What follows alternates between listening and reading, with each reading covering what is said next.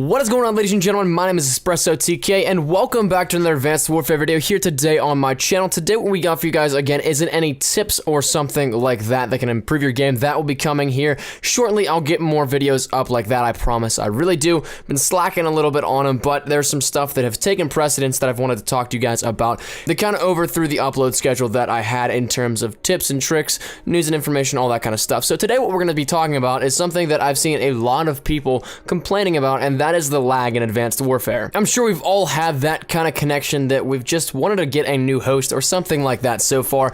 It's been kind of problematic on all platforms across the regions. Everywhere that you'd see, you get some lag spikes, maybe some people more than others, but what everybody is saying is that we need dedicated servers. That's something that was said they were going to announce, not really at launch. They just said they would have announcements for it coming in the future. That's a big thing that everybody has a misconception with, is that they promised dedicated servers at launch. Apparently that's what everybody thinks, even though that's not actually the case. So the thing with dedicated servers, it's a whole different beast than what everybody will want to actually admit to knowing about. I personally can't claim to be a server expert on all of this stuff. Advanced Warfare has been running currently off of listen servers, so there are actually a lot of lag issues if you want to put it in that term. But dedicated servers, whether they come or not, won't fix all of the problems. That's the biggest thing that I want to address in this video. Everybody seems to think that dedicated servers are the be-all, end-all, and if dedicated servers are across the board on all platforms, then there will be no such thing as lag. We'll be playing on like a LAN connection. That is 100% false. Here's the situation with dedicated servers and a scenario like that. My assumption would be that these servers would be placed in giant host cities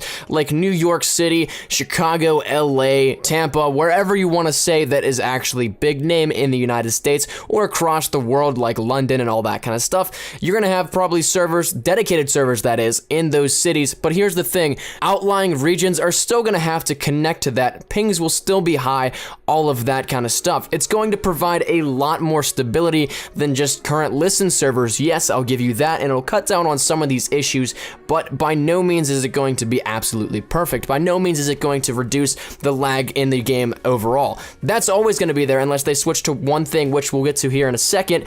But dedicated servers, as nice as they are, they're not really the be-all, end-all of this problem. So with all that being said, what actually can constitute a good connection overall every single game? That comes down to one thing, and that would be connection-based matchmaking. Currently, we've been running off of skill-based matchmaking for the past couple of years in the Call of Duty franchise. A lot of other game franchises as well have been doing this recently, and it's something that in general just works in logic and theory, but overall it decreases the actual playability of the game tremendously. In order for a game to be played with as little lag as possible and as fluid as possible, you would need to make everything centralized around regions.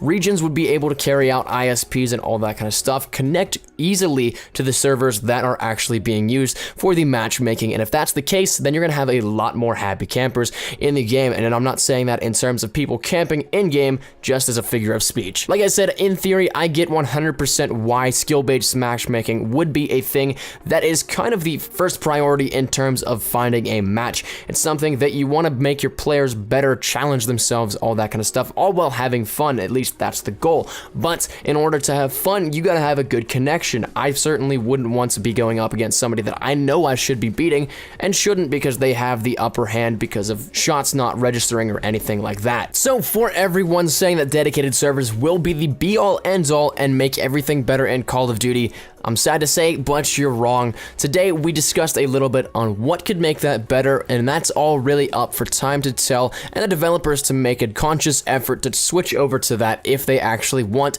to see less complaining about lag and all that kind of stuff. Whether it'll happen, again, that's something for time to tell. I have no idea at all. Skill-based matchmaking has kind of overtaken the franchise, and it's something that we may be too far deep into to turn back. But let me just think down there in the comment section down below. I'd love to hear what you guys have to say on all of this. If you did like the video, be sure to leave a like rating down below. Any shares to your Facebook, Twitter, and or MySpace if you would check that out, was greatly appreciated. If you're new here, be sure to subscribe to the best of Call of Duty Advanced Warfare content and any new news and information. You guys know exactly what to find out right here up on my channel.